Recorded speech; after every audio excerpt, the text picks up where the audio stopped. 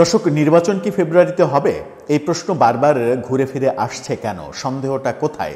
সন্দেহের বীজ বারবার দানা বাঁধছে কেন?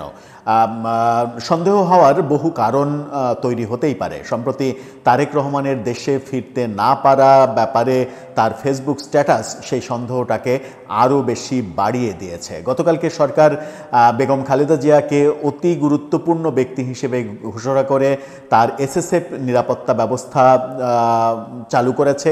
সেটা নিয়েও আবার নানা রকমের আলোচনা হচ্ছে যে এটা বিএনপিকে খুশি করে নির্বাচন পিছিয়ে দেওয়ার একটা চেষ্টা কিনা, কৌশল কিনা, এরকম আলোচনা। কারণ সমাজে তো নেগেটিভ আলোচনা তৈরি করার লোকের অভাব নেই, কিন্তু অন্য লোকের কথা বাদ, বিএনপির নেতা কিংবা বিএনপি সমমনা দলগুলোর নেতারা যখন নির্বাচন নিয়ে এখনও সন্দেহ পোষণ করছেন, তখন আপনি আমি নিশ্চিত হই কি করে যে নির্বাচনটা ফেব্রুয়ারির প্রথমার্ধেই হবে? বিএনপি নেতা রুমিন ফারহানা এবং এলডিপির চেয়ারম্যান অলি আহমেদ, তারা দুজন সন্দেহ প্রকাশ করছেন যে নির্বাচনটা ফেব্রুয়ারিতে হবে না। কোন ভিত্তিতে, কিসের ভিত্তিতে তারা সন্দেহ পোষণ করছেন বিএনপি নির্বাচন ফেব্রুয়ারিতে হবে না? চলুন একটু জেনে দেখি যে ঘাপলাটা আদতে কোথায়। থাকবেন পলিটিক্স টিভির নিয়মিত আয়োজনে।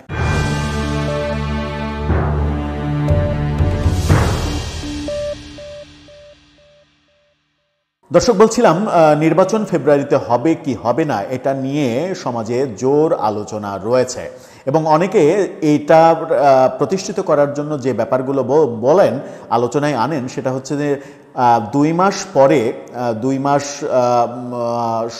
10 দিন, 7 দিন কিংবা 2 মাস 5 দিন এরকম সময় আর রয়েছে নির্বাচনের। সেই সময়ের মধ্যে যদি নির্বাচন আদৌ হতো তাহলে নির্বাচনী ডামাডোল চারিদিকে শোনা যেত। নির্বাচনী ডামাডোল শোনা যাচ্ছে না, নির্বাচনী আবহাওয়া তৈরি হয়নি। কারণ নির্বাচনের 2 মাস আগে নির্বাচনী ডামাডোল শুরু হবে না, এটা হতে পারে না, এরকম যুক্তি অনেকে দেখাচ্ছেন। রুমিন ফারহানা কি বললেন তাকে নিয়ে যুগান্তর শিরোনাম করেছে এরকম: খুব শিগগিরই দেশে নির্বাচন অনুষ্ঠিত হচ্ছে বলে মনে হয় না। তিনি বলছেন যে নির্বাচন নিয়ে অনিশ্চয়তার প্রসঙ্গ তুলেছেন তিনি। সরকার কি সত্যিই গণতান্ত্রিক উত্তরণ চায়? তিনি স্মরণ করিয়ে দেন, আগে বলা হয়েছিল ডিসেম্বরের শুরুতে তফসিল ঘোষণা হবে, পরে আবার জানানো হয়েছে এটা ডিসেম্বরের দ্বিতীয় সপ্তাহে আসতে পারে। ফেব্রুয়ারি মাসে আদৌ নির্বাচন হবে কিনা এই প্রশ্ন এখন তাই সবার মুখে। অর্থাৎ তফসিল ঘোষণা ডিসেম্বরের প্রথম সপ্তাহে 7 তারিখের মধ্যে হওয়ার কথা থাকলেও এখন বলা হচ্ছে দ্বিতীয় সপ্তাহে ঘোষণা করা হবে। কিন্তু তফসিল নির্বাচনের ঠিক 2 মাস আগে, 60 দিন আগে ঘোষণা করার কথা। সেই 60 দিন আগে ঘোষণা না করে তাহলে কি 45 দিন আগে তফসিল ঘোষণা করতে চায় নির্বাচন কমিশন? সেটাও একটা বড় প্রশ্ন। তিনি বলছেন যে অতীতের মতো নির্বাচনের আগে যে উত্তাপে পরিবেশ প্রাণবন্ত হওয়ার কথা, বর্তমানে তার কোনো লক্ষণ নেই। রুমিন ফারহানাও এটা বলছেন যে নির্বাচনী ডামাডোল নেই, বরং সর্বত্র থমথমে পরিস্থিতি। কিছুদিন আগেও এনসিপি জোট, জামাতের হুঁশিয়ারি, বিএনপির মনোনয়ন নিয়ে আলোচনা, এসব কারণে রাজনৈতিক অঙ্গন ছিল বেশ উত্তপ্ত। এখন দৃশ্যপট সম্পূর্ণ ঠান্ডা। রাজনৈতিক বিশ্লেষকদের উদ্ধৃত করে তিনি বলেছেন, অনেকেই স্পষ্ট করে বলছেন ফেব্রুয়ারিতে কোনো নির্বাচন হওয়ার সম্ভাবনা খুবই কম। রুমিনের ব্যক্তিগত মতও খুব শিগগিরই দেশে নির্বাচন অনুষ্ঠিত হবে বলে মনে হয় না। অর্থাৎ তিনি স্পষ্ট করে বলছেন যে ফেব্রুয়ারিতে নির্বাচন অনুষ্ঠিত হবে না। রুমিন ফারহানা যখন এটা বলছেন, রুমিন ফারহানা না ইয়াং রাজনীতিবিদ কিন্তু প্রবীণ রাজনীতিবিদ অলি আহমেদ, তিনি কি বলছেন তাকে নিয়ে ইত্তেফাকের শিরোনামটা দেখেন। তিনি বলছেন, নির্বাচনকে ঘিরে জনমনে যে সন্দেহ তৈরি হয়েছে তা অমূলক নয়। অলি আহমেদ, কি সন্দেহ তৈরি হয়েছে? 2024 সালে নির্বাচন প্রসঙ্গে তিনি দাবি করেন সে সময় পুলিশের কাছ থেকে অস্ত্র লুট হওয়ার ঘটনা এবং কিছু পুলিশ সদস্যের অস্ত্র এদিক ওদিক সরিয়ে দেওয়ার কারণে এখন সেগুলো অস্ত্র জনসাধারণের কাছে চলে গেছে। তার অভিযোগ, নির্বাচন সামনে রেখে এসব অস্ত্রের প্রদর্শন শুরু হলেও সরকার নীরব রয়েছে এবং সেগুলো উদ্ধারে কোনো উদ্যোগ চোখে পড়ছে না। অর্থাৎ তিনি অবৈধ অস্ত্রের কথা বলছেন। তিনি 2024-এর নির্বাচনের সময়ের কথা বললেও প্রকৃত অর্থে তিনি আমার মনে হয় যে এটাই বোঝাতে চেয়েছেন যে 24-এর যে গণ আন্দোলন জুলাই আগস্ট আন্দোলন, সেই আন্দোলনের সময় যে থানা লুট হয়েছিল, থানা লুট হয়ে প্রায় 6,500-এরও বেশি অস্ত্র চুরি হয়েছিল এবং লক্ষ লক্ষ গুলি চুরি হয়েছিল। তার মধ্যে সরকারি হিসাবেই এখনও 1,500-এর বেশি অস্ত্র উদ্ধার করা সম্ভব হয়নি। সেই অস্ত্রগুলো যদি সন্ত্রাসীদের হাতে থাকে এবং বিভিন্ন দিকে, বিশেষ করে রাখাইন রাজ্য থেকে মায়ানমার সীমান্ত দিয়ে বাংলাদেশে অস্ত্রের চালান আসছে এরকম খবর, অস্ত্র এবং মাদকের চালান আসছে এরকম খবর কিন্তু গণমাধ্যম কয়েকবার দিয়েছে। এই ব্যাপারগুলো যদি মাথায় রাখা যায় তাহলে সেই ব্যাপারে সরকার উদ্যোগী না এরকম অভিযোগ করছেন অলি আহমেদ।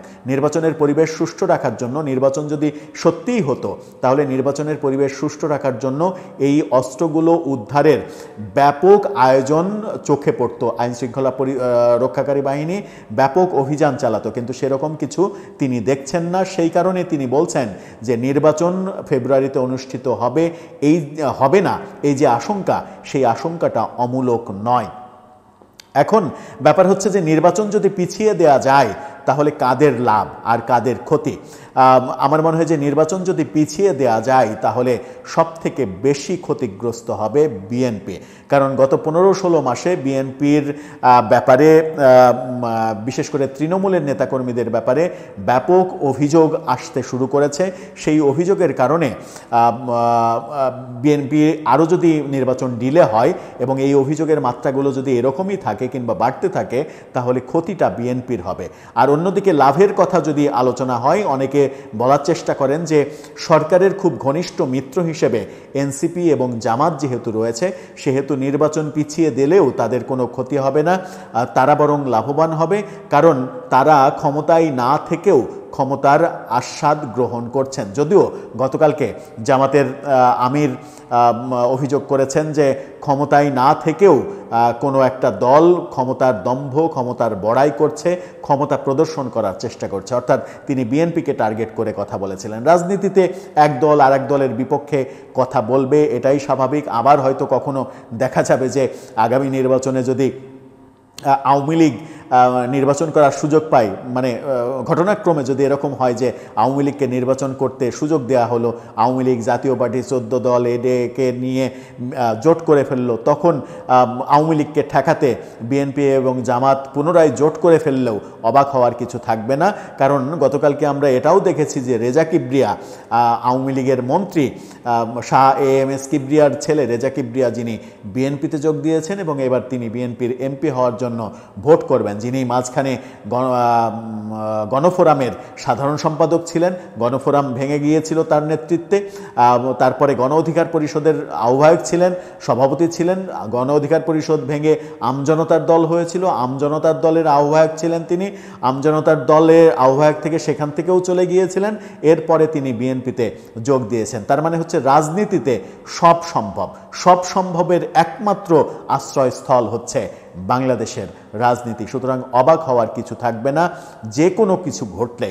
এখন নির্বাচন নিয়ে যে আশঙ্কা, নির্বাচন নিয়ে যে অস্বস্তি, সেই অস্বস্তি আমার মনে হয় যে কাটবে না। আর রুমিন ফারহানা যে কথা বলেছেন যে নির্বাচন নিয়ে আলোচনা নেই, একটা থমথমে পরিবেশ পরিবেশ বিরাজ করছে, সেটার আরেকটা কারণ হতে পারে। সেটা হচ্ছে যে বিএনপির চেয়ারপারসন বেগম খালেদা জিয়া অসুস্থ, যেহেতু তিনি লাইফ সাপোর্টে রয়েছেন, সমস্ত মনোযোগ সরকারের, রাজনৈতিক দলগুলোর সমস্ত মনোযোগ সঙ্গত কারণে সেই দিকে আছে। সুতরাং নির্বাচন নিয়ে খুব একটা আলোচনা হচ্ছে না। আমরা প্রত্যাশা করতে চাই যে এই যে আইনশৃঙ্খলা রক্ষার অবস্থা যে চরম অবনতি হয়েছে, এই ব্যাপারটা আর দীর্ঘায়িত না হোক। নির্বাচনের মাধ্যমে নতুন সরকার আসুক, রাজনৈতিক সরকার, তারা আইনশৃঙ্খলা পরিস্থিতি নিয়ন্ত্রণে আনুক, দেশটা ভালো চলুক। কে ক্ষমতায় আসলো সেটা ব্যাপার না, দেশটা ভালো চললেই সেটাই বাংলাদেশের জনগণের কাছে ভালো একটা বার্তা হবে। দর্শক, আপনার কি মনে হয়? আপনারও কি তাই মনে হয় ফেব্রুয়ারিতে নির্বাচন হবে না, অন্য কিছু হতে যাচ্ছে? আপনার মতামত জানিয়ে লিখতে পারেন আমাদের কমেন্ট বক্সে।